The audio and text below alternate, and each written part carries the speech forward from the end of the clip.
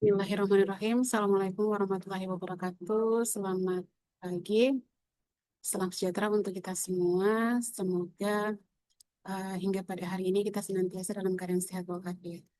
Baik, di video kali ini saya akan berbagi ataupun sharing terkait dengan kehamilan berbasis kearifan lokal di wilayah pesisir.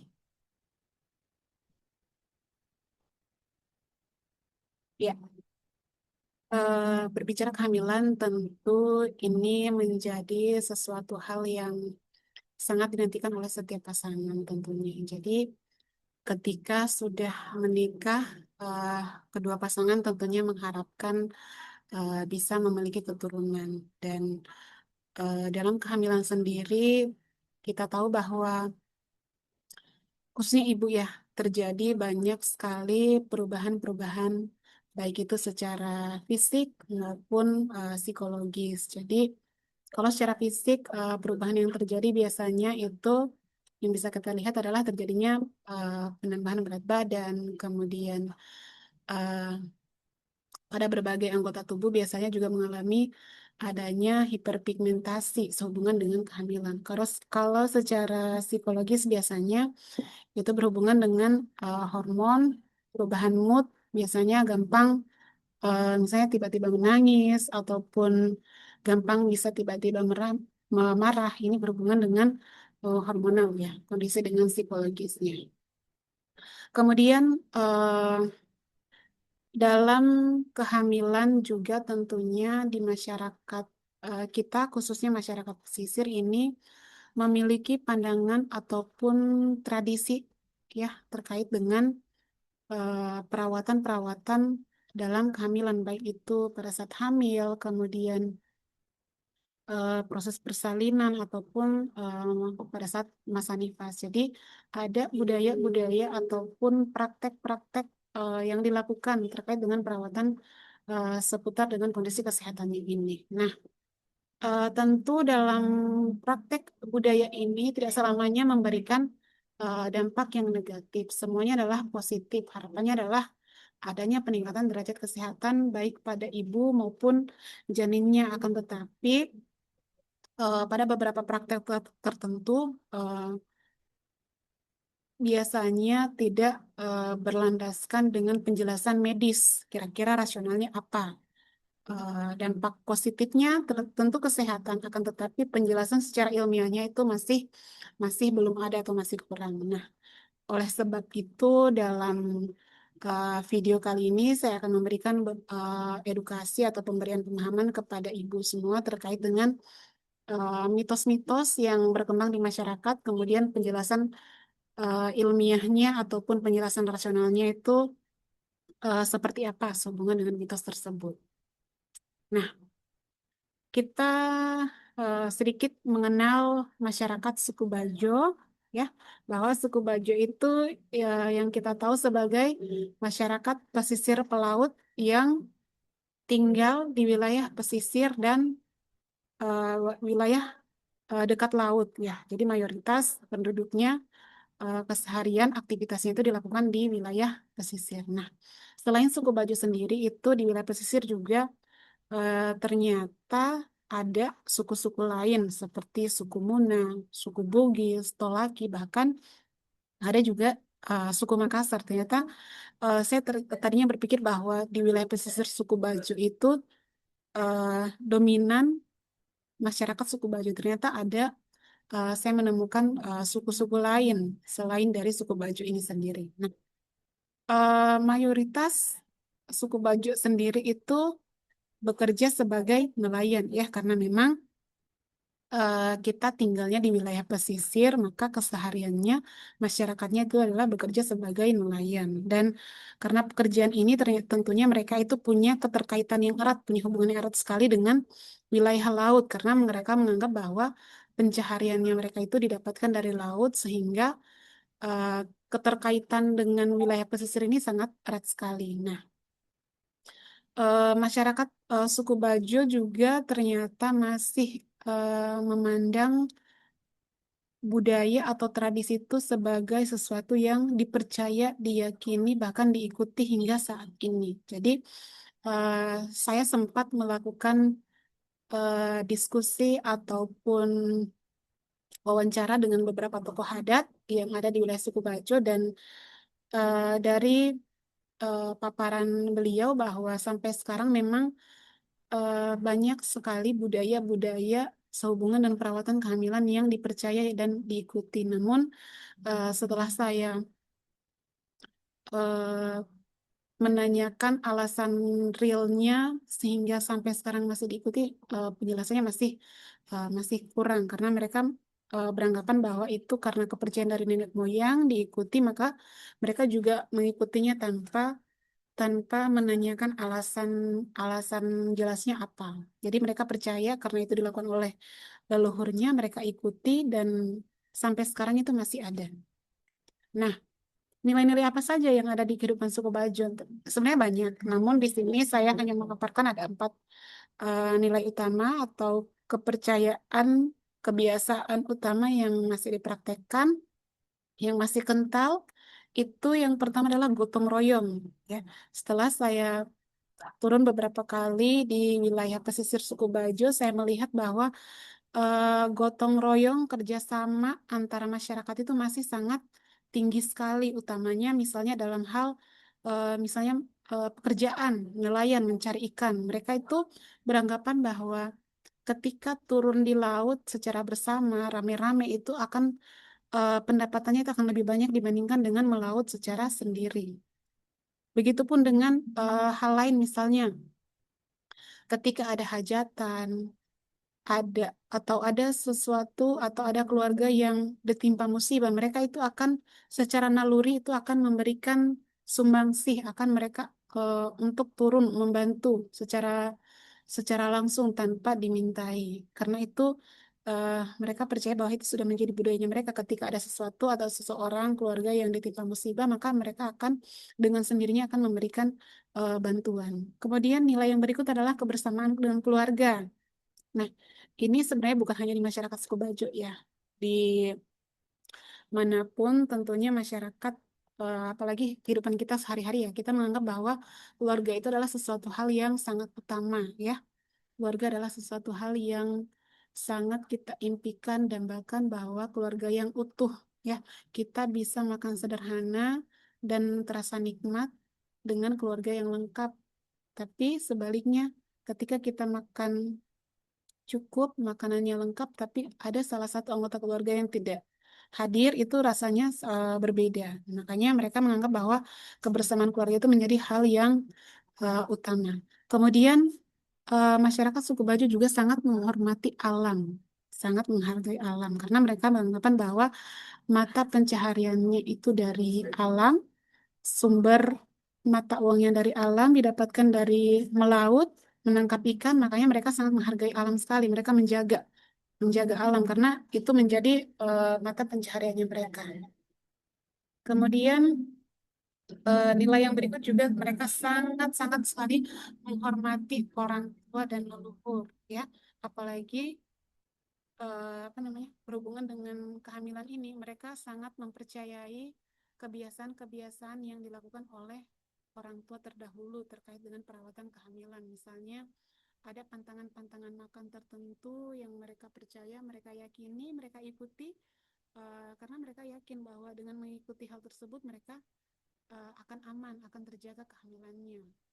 Bukan hanya kehamilan, tapi banyak sekali petua-petua dari orang tua terdahulu yang mereka hargai, yang mereka ikuti sebenarnya tanpa mereka tahu alasannya, penjelasannya apa. Itu ya beberapa nilai kehidupan masyarakat suku Bajo yang kental sekali yang saya dapatkan, yang saya lihat. Kemudian ini ada salah satu pesan sedikit dari tokoh adat setempat bahwa anakku itu anugerah, emak baka ua wajib jagana. Artinya bahwa anak itu sebagai anugerah, ibu dan ayah wajib menjaganya. Jadi dalam budaya Bajo itu memandang bahwa kehamilan itu sebagai titipan dari Tuhan. Jadi keluarga dalam hal ini orang tua, ibu, ayah, mertua, semua keluarga, anggota keluarga yang ada di dalam satu rumah itu wajib untuk bertanggung jawab menjaga ibu, ya. Begitupun ibunya juga dia harus memperhatikan kesehatan kehamilannya karena yang ada dalam tubuhnya bukan hanya dirinya akan tetapi ada bayi yang ada dalam kandungannya. Jadi menjadi sebuah kewajiban untuk ibu, untuk keluarga untuk menjaga ibu maupun anaknya ini. Nah, bagaimana caranya, bagaimana upayanya untuk menjaga kondisi kesehatan ibu? Nah, ini ada beberapa upaya, beberapa langkah yang harus dilakukan. Yang pertama adalah rutin melakukan pemeriksaan kesehatan kehamilan secara teratur, ya. Jadi kita tahu bahwa di masyarakat sudah ada posyandu dan di posyandu juga ada beberapa tenaga kesehatan, ada bidan, ada dokter, ada perawat. Nah, di situ bisa kita manfaatkan, bisa kita gunakan untuk melakukan pemeriksaan kehamilannya kita, ya. Ingat, trimester pertama minimal 1 atau 2 kali, begitupun trimester kedua, trimester ketiga biasanya lebih dianjurkan untuk lebih rutin karena ini berhubungan dengan pencegahan terjadinya komplikasi. Karena biasanya komplikasi kehamilan itu terdeteksi paling sering itu terjadi biasanya di trimester akhir, trimester 3, ya. Banyak komplikasi-komplikasi yang terjadi, makanya penting bagi ibu untuk melakukan pemeriksaan kehamilan secara rutin untuk mencegah beberapa komplikasi ini. Yang berikut konsumsi makanan yang bergizi, ya. Eh, Ibu-ibu perlu ketahui bahwa makanan yang bergizi itu tidak selalu mahal, ya. Banyak sekali sumber-sumber makanan yang bergizi yang punya nutrisi yang kaya akan zat gizi yang tinggi yang bisa kita dapatkan di sekeliling kita. Misalnya kita wilayah pesisir, mayoritas banyak ikan-ikan segar. Jadi ikan-ikan segar tersebut bisa kita manfaatkan untuk menjadi pangan kesehariannya kita. Begitupun dengan misalnya sayuran. Sayuran itu kita bisa memanfaatkan pekarangan kita dengan menanam sayuran-sayuran yang punya nilai gizi yang tinggi, seperti misalnya contoh kelor. Saya lihat di sini beberapa rumah yang saya lewati sudah ada menanam eh, sayuran yang seperti kelor ini. Jadi saya rasa ini bisa menjadi contoh yang baik, bisa mungkin diikuti oleh ibu yang lain. Jadi dengan memanfaatkan pekarangan rumah dengan menanam sayuran, saya rasa ini sangat bagus sekali karena ya kita tahu tanaman yang kita tanam sendiri tanpa menggunakan bahan kimia, saya rasa ini jatuhnya lebih sehat nanti kita konsumsi. Kemudian istirahat yang cukup. Jadi ibu selama hamil tentunya perlu memperhatikan pola tidurnya. Jadi tidurnya harus cukup, tidak boleh kurang karena ini sangat penting sekali untuk mendukung kesehatan kehamilannya kita maupun janin yang kita kandung, ya. Kalau tidurnya cukup nanti apa namanya ada regenerasi sel, kemudian kita lebih produktif, lebih fokus dalam melakukan pekerjaan kesehariannya kita. Kemudian yang berikut adalah dengan menghindari kebiasaan beresiko. Jadi kebiasaan-kebiasaan beresiko apa biasanya yang sering dilakukan? Biasanya contoh misalnya merokok. Saya rasa mungkin ibu-ibu di sini eh, bisa memperhatikan, ya. Mungkin tidak ada, ya. Tapi kalau memang ada yang sampai sekarang merokok bahkan pada saat hamil, saya harapkan, saya anjurkan untuk menghentikan aktivitas tersebut karena itu bisa mengganggu kesehatan janin yang dikandungnya. Kemudian alkohol, kemudian obat-obat terlarang, obat-obat yang berdosis tinggi itu kalau bisa itu dihindari. Kemudian untuk menjaga kesehatan yang berikutnya adalah bisa melakukan pemeriksaan segera di fasilitas kesehatan jika ada indikasi tanda bahaya. Jadi kalau misalnya ibu merasa ada sesuatu yang lain dengan kondisi kesehatannya, bisa langsung melakukan pemeriksaan ke fasilitas kesehatan yang terdekat, bisa ke puskesmas ataupun ke rumah sakit. Kemudian yang tidak kalah penting adalah kesehatan mental, ya. Ini juga menjadi perhatian karena sekarang banyak sekali kejadian-kejadian yang terjadi di luar sana yang berhubungan dengan masalah gangguan mental. Jadi kondisi psikologisnya kita itu perlu kita perhatikan, harus dijaga. Jadi moodnya kita itu harus harus bahagia, harus senang karena kalau moodnya kita senang, jadi semuanya juga akan berjalan baik. Jadi apa namanya janinnya juga kita akan ikut merasakan. Kemudian yang selanjutnya, nah ini ada sedikit pesan dari tokoh adat setempat bahwa kehamilan itu gaidakah hanya urusan mak, tapi tanggung jawab itu anu seluruh keluarga. Ini dalam bahasa Bajuk ya, yang artinya bahwa kehamilan bukan hanya urusan ibu, tetapi urusan seluruh keluarga. Jadi suami sebagai pendamping utama selama masa kehamilan itu memiliki tanggung jawab yang besar ya, wajib melakukan pendampingan kepada ibu mulai hamil sampai melahirkan. Itu menjadi tugas suami. Nah, kemudian ini ada beberapa hal ataupun bentuk dukungan yang bisa dilakukan oleh suami, bisa berubah mengantarkan ibu dalam melakukan pemeriksaan kesehatan, bisa melakukan pendampingan ya. Biasanya ibu itu biasanya lebih senang kalau didampingi oleh suami ataupun keluarganya. Karena kalau berangkat sendiri biasanya itu terbebani, jadi malas. Tapi kalau ada yang mendampingi, biasanya lebih semangat. Kemudian membantu pekerjaan rumah. Ingat, kepala keluarga dalam hal ini suami tidak hanya sebagai eh, apa namanya orang yang mencari nafkah, tapi juga bisa berperan untuk memberikan bantuan kepada ibu dalam hal membersihkan rumah, membantu pekerjaan rumah, misalnya memasak, mencuci piring, membersihkan lingkungan rumah itu bisa dilakukan karena hal ini juga bisa meringankan beban pekerjaan ibu ya.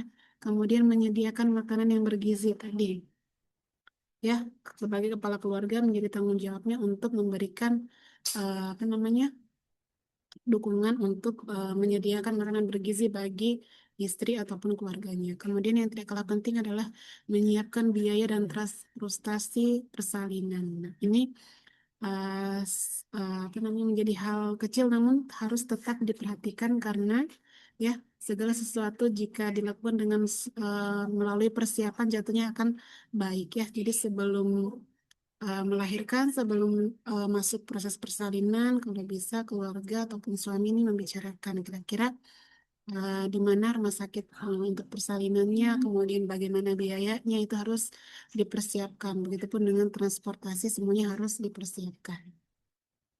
Kemudian ya ini intinya ya beberapa tradisi ataupun mitos-mitos yang berkembang di masyarakat sehubungan dengan kehamilan. Yang pertama itu katanya ibu hamil tidak boleh makan cumi-cumi. Nah, dalam bahasa Bajo itu artinya ibu hamil nggai kole nyinta kendek. Ya, di mana mereka meyakini bahwa cumi-cumi itu dipercaya dapat menyebabkan bayi terlilit tali pusat. Ya, betul ya. Sementara eh, rasionalnya dalam medis bahwa ini tidak ada bukti ilmiah. Sampai sekarang belum ada bukti ilmiah yang menyatakan bahwa konsumsi cumi-cumi itu bisa menyebabkan lilitan tali pusat. Ya, bahkan sebaliknya, kita tahu bahwa cumi-cumi ini memiliki kandungan protein yang sangat tinggi sekali yang tentunya baik untuk pertumbuhan janin yang ada dalam kandungannya kita. Kemudian mitos yang berikut adalah ibu hamil tidak boleh makan kepiting yang dalam bahasa bajuknya itu ibu hamil enggai kolenginta karana ya yang mereka percayai bahwa ini dapat menyebabkan bayinya itu lahir sungsang atau sulit dilahirkan.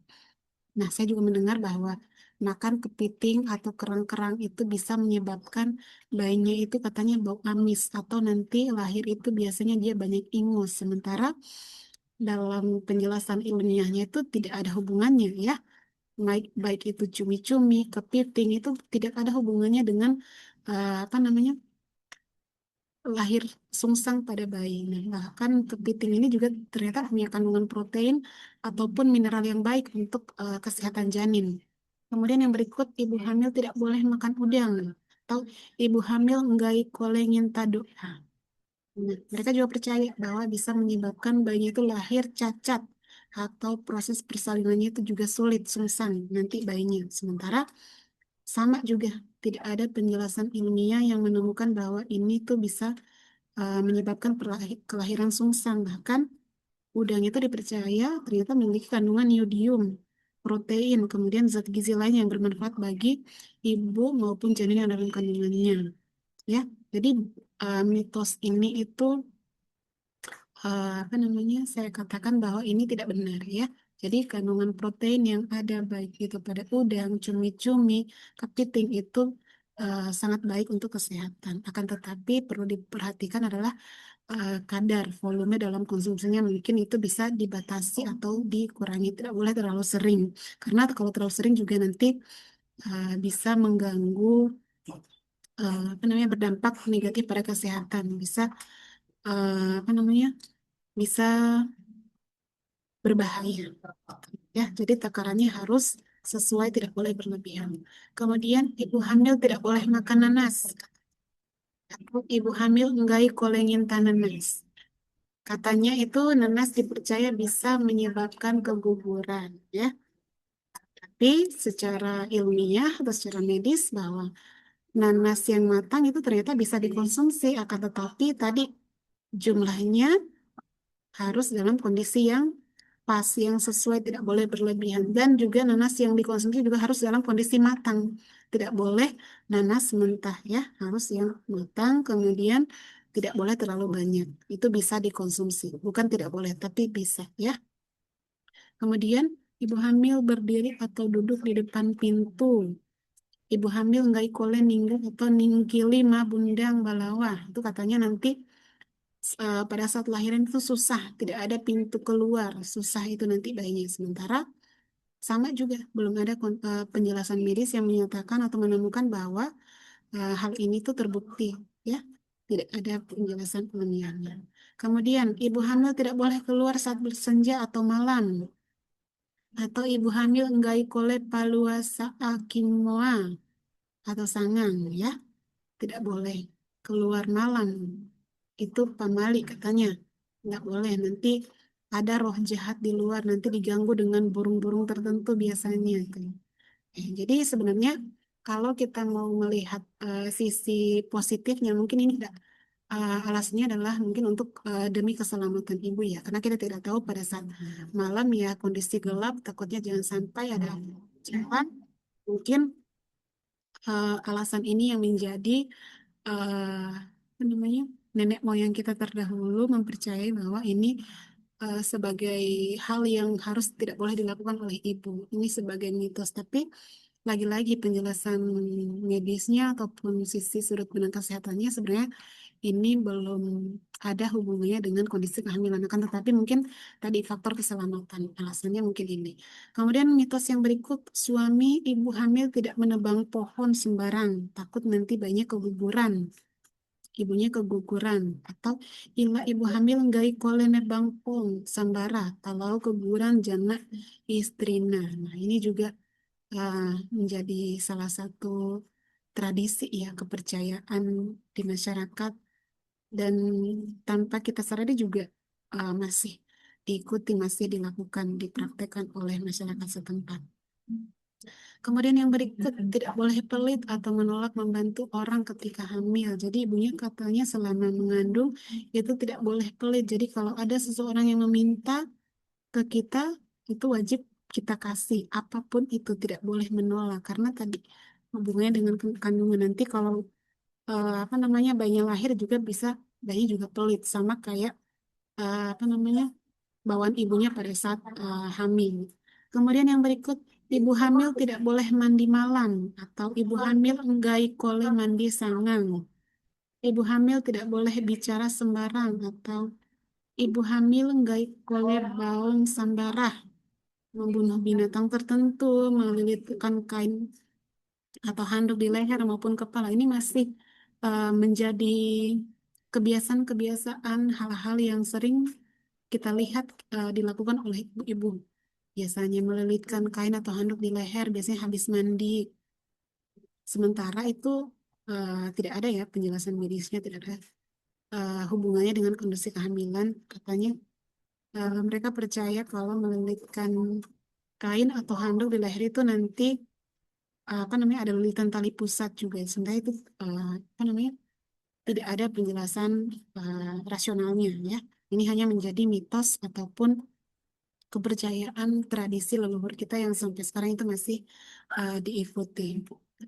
Nah, ini beberapa pola makan sehat dan bahan pangan wilayah pesisir sesuai dengan kondisi lingkungan kita yang bisa dimanfaatkan. Tentunya yang pertama, sumber protein hewani itu banyak, ikan, Ikan laut seperti ikan tongkol, ikan kembung, cakalang, udang, cumi-cumi, kepiting, itu ternyata menjadi sumber protein yang kaya akan omega 3 zat besi maupun iodium. Dan ini ternyata banyak sekali di lingkungan kita, sekeliling kita. Nah, ini bisa kita manfaatkan, bisa kita gunakan untuk mendukung kondisi kesehatan kehamilan kita.